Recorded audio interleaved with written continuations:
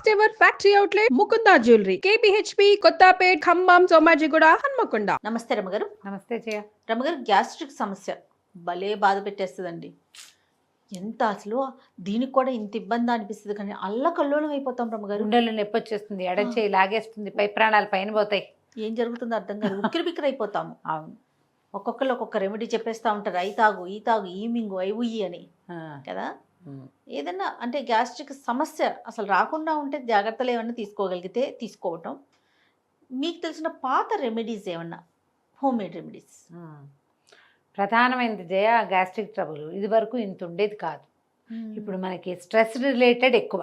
Stress, సమయం లేకపోవటం, ఏమంటారు అదే ఏమంటారు, వేళలు, భోజన వేళలు సరైనవి కాకపోవటం ఒకటి స్ట్రెస్, కాలాతిక్రమణ చేసిన భోజన వేళలు, తర్వాత ఏమో నానా రకాల ఫుడ్స్, ఎన్నో రకాలు విరుద్ధాహార భోజనాలు ఒక్కొక్కసారి, అవి కూడాను ఎప్పుడు వేళ తప్పి తినటం. మార్నింగ్ బ్రేక్ఫాస్ట్ పొట్ట ఖాళీగా ఉండి ఉండి ఉండి ఉండి హెవీగా తింటాం. ఆ తినేటప్పుడు కూడా మితాహారం కాకుండా అమితాహారాలు. కొంత టైం గ్యాప్ ఇచ్చేసామంటే మళ్ళీ తినేటప్పుడు ఎక్కువ తినేస్తాము, అదొక ప్రాబ్లము. తర్వాత ఈ బజార్లలో రోడ్ల మీద తినడం, బాగా బయట ఫుడ్, అది పెద్ద కారణంగా ఉంటుంది. స్ట్రెస్ని మనం ఏం చేయలేం. మన ఉద్యోగపు వేళలను బట్టి మన భోజన వేళలు ఉంటాయి. తర్వాత అతి మసాలాలు, అతి కారాలు, యూజ్డ్ ఆయిల్స్, ఇవన్నీ బహుశా గ్యాస్ట్రిక్ ట్రబుల్కి కారణాలు అయి ఉండొచ్చు. ఇవేవి కాకుండా సహజంగానే వాళ్ళ ఒంటి తీరు ఏదో జీన్సో అవి కూడా అయితే అయి ఉండొచ్చు. చిన్న చిన్న హోమ్ రెమెడీస్ తోటి కొంత మనం సర్దుకోవచ్చు దీన్ని. ఇవాళ రేపు ఏంటంటే యాంటాసిడ్స్ విపరీతంగా కౌంటర్ టాప్ దొరికేస్తాయి జయ. కాస్త గ్యాస్ ఇష్యూ రాగానే వెంటనే కాస్త తేన్పులు వస్తున్నాయి, లేదా పై ప్రాణం పైన పోతున్నట్టుంది, గుండెలో పట్టేసింది, పొట్ట బిగించేసింది అలా అనిపించగానే ఇమీడియట్గా యాంటాసిడ్ వేసేసుకుంటారు. ఏదో ఒక డైజిన్ లాంటివి ఇంట్లో దొరికే ఉంటుంటాయి, అందరి ఇళ్లలో డైజిన్ సీసాలు ఉంటాయి, పోసేయడం. తర్వాత ఈనో కలిపేసుకుని తాగేస్తూ ఉంటారు. ఈనో అయితే మరీ ఘోరంగా, సోడా తాగేవాళ్ళు, కోక్ తాగేవాళ్ళు, లిమ్కాలు తాగేవాళ్ళు బోల్డని కనిపిస్తాయి. ఇలాంటివి ఉన్నాయి జనరల్గా. హాట్ వాటర్ తాగేవాళ్ళు ఎంతమంది ఉన్నారు? చాలా తక్కువ రమ్మగారు. మనకు అసలు తాగాల్సింది అది. ఇది వైద్యం కాదు, తాత్కాలిక ఉపశమనం. రైట్.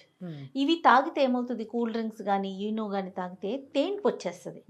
ఏంటో మనకి ఫ్రీ అయిపోయిన ఫీలు, అది నిజంగా ఫ్రీ అవుతుందో అవదో తర్వాత తెలుసు. అదే, కానీ ఇప్పుడు దానివల్ల మనకి శరీరానికి జరిగే చెడేమిటన్నది మనకు కనపడుతోందా? అసలు ఆలోచించాం. లాంగ్ రన్లో యాంటాసిడ్లు అవి కూడా ప్రమాదకారులుగా పరిణమించవచ్చు కదా, ఈనో లాంటివి కూడా. అవును కదా. కార్బనైజ్డ్ డ్రింక్స్ అవి తాగటం వల్ల ఏవి, ఇప్పుడు మన కోక్ లాంటివి, లిమ్కా లాంటివి, సోడా తాగిన ఎముకలకి మంచిది కాదు కదా. దానివల్ల రావాల్సిన సైడ్ ఎఫెక్ట్ ఖచ్చితంగా వస్తుంది. ఏ సైడ్ ఎఫెక్ట్ లేనివి ఏదైనా ఎఫెక్ట్ ఉంటే అది గుడ్ ఎఫెక్టే అయ్యే వాటిని ఎందుకు ట్రై చేయకూడదు? 100% అండి. యాంటాసిడ్లు వాడకండి, నా సిన్సియర్ అడ్వైజ్ మాత్రం అది. హాట్ వాటర్ అంటారా? హాట్ వాటర్ తాగండి. ఒకటి, భోజనము ఒక ముద్ద తక్కువ తినటం అలవాటు చేసుకోండి. సాధ్యమైనంత వేళలు పాటించండి. స్ట్రెస్ మేనేజ్మెంట్ చెయ్యండి. ఇవన్నీ చేయలేమంటావు నువ్వు. చెయ్యాలి, మరి చెయ్యాలి. మసాలాలు, కారాలు అవి తగ్గించండి. నేనైతే కొన్ని పార్టీస్లో కొంతమంది ఫ్రెండ్స్ ఇళ్ళలో కూడా చూస్తా, బిర్యానీ చేస్తారు జయ, ఆ మొత్తం ఉన్న అన్ని రకాల మసాలాలు పోస్తారు జయ, ఘాటుగా ఉండాలట బిర్యానీ. నిజంగా తినే వాళ్ళకి చెమట్లు పడి, నేను ఒక్క స్పూన్ తిన్నా 2-3 గంటల దాకా నాకు ఉక్కపోస్తున్నట్టే ఉంటుంది. మామూలుగానే మీకు కారం తగిలితే ఎక్కిళ్ళు వస్తాయి. అయినా నేను కారం తింటాను. మొదట ఏదైనా నెయ్యి అన్నం తినాలి అంతే. నేను కారం తింటాను, తినకపోవటం కాదు, అది డ్రైగా ఉంటుంది గొంతు నాకు, అందుకని ఎక్కిళ్ళు వచ్చేస్తాయి. ఆయిల్, నెయ్యి కావాలి. దీంట్లో ఈ మసాలాలు, ఇన్ని మిరియాలు, స్టార్ అనీసు, ఏలక్కాయలు, లవంగాలు, జీలకర్ర, జాజికాయ, జాపత్రి, ఇంకా ఏమిటో పెద్ద ఏలక్కాయలు, ఇవి కాకుండా ఇంత పొడి, అవన్నీ రుబ్బి పోసి గసగసాలు ఘాటుగా ఒక స్పూన్ తినేసరికి చెమటలు పెట్టేయాలి. అలాగే ఉండాలి. దీంతో పాటు కోక్ ఉండాలట. ఓయమ్మ, బిర్యానీ తింటే ఖచ్చితంగా కోక్ తాగుతారు అమ్మగారు, ఎందుకంటే అది హెవీగా ఉంటుంది కాబట్టి. చక్కగా లైట్గా చేసుకోండి, హాయిగా. లైట్గా ఎందుకు చేసుకోకూడదు? అవును, అదే కరెక్ట్ అని ఎందుకు అనుకుంటాం? ఇది అలవాటు చేసుకుని ఇది కూడా కరెక్టే. జనం అంతా ఇదే తింటుంటే వాళ్ళు కూడా ఇలాగే చేస్తారు, అంతే కదా. అతిగా తినటం వల్ల మనకు పైగా ఇంత మసాలాదారు దట్టించిన వ్యవహారాన్ని మనం ఇన్ టైం భోజన వేళలు కాకుండా వేళ తప్పించి 4 గంటల వేళ రాత్రి 12 గంటల వేళ తిన్నామంటే అంతే కదా. మన కర్మకి మిడ్ నైట్ బిర్యానీ బిర్యానీ రమ్మంటారు వాళ్ళు. కూడా అవి ఉన్నాయి తెలుసండి. 4 AM బిర్యానీ, 6 AM బిర్యానీ అనుకుంటూ. తర్వాత మీ ఆరోగ్యానికి వాడెవ్వడు గ్యారంటీ ఇవ్వడు నాయన. మీ బతుకు మీరే బతకాలి, మీ పొట్టలో మంటని మీరే మోసుకోవాలి, మీరే మందులు వేసుకోవాలి. ఏదైనా తప్పి తగిలి మన కర్మగాలి పెద్ద జబ్బు వచ్చిందంటే బతుకంతా తిండికి వటించి ఉండాలి, ఏమీ తినకుండా. ఎందుకు చెప్పుకోవాలా? కంటి నొప్పో పంటి నొప్పో అంటే పైకి వాపు కనిపిస్తుంది, ఈ కడుపులో మంటకి సమస్యకి కనిపించదు, చెప్పలేము. ఈ మంట, ఈ గాలి, పొట్టలో కదులుతున్న గాలి ఎంత ఇబ్బంది పెడతాయి. ఎంత గాలి ఎంత అవసరమో అంత అనవసరం కూడా. ఉక్కిరి బిక్కిరి చేసేస్తుంది. బేసిక్ రూల్స్ కొన్ని పెట్టుకోవాలి జయ. వేళ పట్టున ఆహారము, సాధ్యమైనంత ఇంటి భోజనం, సాధ్యమైనంత సాత్విక ఆహారం, అన్నిటికీ సాధ్యమైనంత రాసుకోవాలి. రైట్. ప్రతిదానికి అదే అప్లికేషన్. మీరు భోజనం హెవీగా అయితే 1 గ్లాసెడ్ వేడి నీళ్ళలో కొంచెం నిమ్మరసం, చిటికెడు ఉప్పు వేసుకుని తీసుకోండి. నిమ్మరసం వల్ల ఏమవుతుంది, మన ఫుడ్లో ఉన్నటువంటి ఐరన్ కంటెంట్ ఏమైనా ఉంటే ఫుడ్లో పదార్థాలు ఐరన్ ఒంటికి పట్టిస్తుంది. కొంచెం పొట్టకి తేలిగ్గా ఉంటుంది, మెల్లిగా డైజెస్టివ్ సిస్టమ్ స్పీడప్ అయ్యి చకచకా వెళ్ళిపోతుంది పొట్టలోంచి కిందకి. ఆల్రెడీ అది వేడెక్కుంటుంది. ఇంకా వేడి నీళ్లు కొంచెం కాదు మరి చాలా అన్ని తాగకండి, కొద్దిగా తాగండి, కొంచెం తాగండి. తర్వాత ఆయుర్వేదిక్ వస్తువులు కొన్ని హింగ్వాష్టకం అని, భాస్కర్ లవణం అని ఇలాంటివి దొరుకుతాయి, అవి తీసుకోవచ్చు మనం. హింగ్వాష్టకం చాలా హాయిగా ఉంటుంది. తర్వాత ఏం చేయొచ్చు మనము, చిన్న అల్లం వాటర్ తాగొచ్చు. అల్లం భావన చేయటం అంటే నిమ్మరసంలో అల్లము జీలకర్ర కొంచెం నానబెట్టి ఎండబెడతారు. జీలకర్ర బాగుంటుంది, అల్లము బాగుంటుంది. అవి కొంచెం నోట్లో వేసుకుని నమలటం, సోంపు నమలటం, సోంపుతోటి టీ లాగా పెట్టుకుని వేడిగానే తాగటం, మసిలి పెట్టక్కర్లా, 1 పొంగు రానిస్తే చాలు. హాట్గానే అంత సోంపు రసం, సోంపు నీళ్లు, సోంపు టీ అనుకోండి.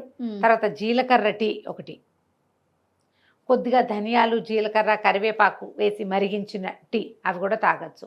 జనరల్గా చాలామంది భోజనం తర్వాత టీ కూడా తాగుతారు. టీ తాగితే అన్నం అరిగినట్లు అనిపిస్తుంది. టీ సంగతి నేను చెప్పలేను, పాలు పోసిన టీ సంగతి నాకు పెద్దగా నమ్మకం లేదు, కానీ ఇవి బాగుంటాయి. వీటిలలో ఏమైనా హెవీ ఆయిల్ ఫుడ్స్ తీసుకున్నప్పుడు ఇలాంటివి తీసుకోండి. రైట్. తాంబూలం వేసుకోవటం ఒక పద్ధతి, అది దానివల్ల కూడా అన్నం అరుగుదలకు వస్తుంది ఎంతో కొంత. ఓకే. చాలా ముఖ్యమైనది ఏంటంటే వేళ తప్పి భోజనాలు చేయొద్దు. ఇవి తాత్కాలిక ఉపశమనాలు మాత్రమే, వైద్యాలు కాదు. నేను చెప్పినవి ఆ పూట. ఇవాళ తాగిన సోంపు టీ రేపు మిమ్మల్ని రక్షిస్తుందని నమ్మకండి. మీకు డాక్టర్ అవసరం ఉంటుంది. ఇప్పుడు వారంలో 1-2 సార్లు ఇలా అనిపించింది అనుకో పర్వాలా.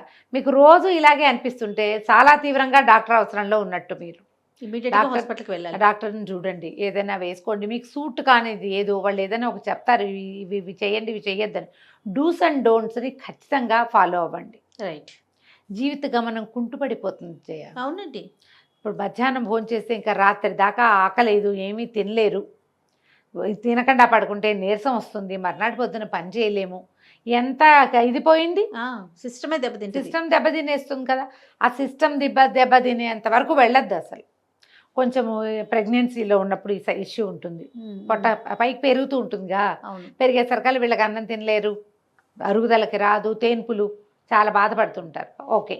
తర్వాత మళ్ళీ లేట్ 30s నుంచి స్టార్ట్ అవుతుంది ఆడకి మొక్కి ఎవరికైనా కూడా. మెనోపాజ్ వల్ల కూడా ఇలాంటి సమస్య రావచ్చు. కొంతమందికి PMS పీరియడ్స్కి ముందు ఈ సమస్య కనపడుతుంది. 40 వచ్చాక అందరికీ కనిపిస్తుంది. అన్నం తిని కూర్చొని పనిచేసే వాళ్ళకి ఈ ప్రాబ్లం రావచ్చు. మీరు ఎక్సర్సైజ్ ఉంచుకోండి అవసరం.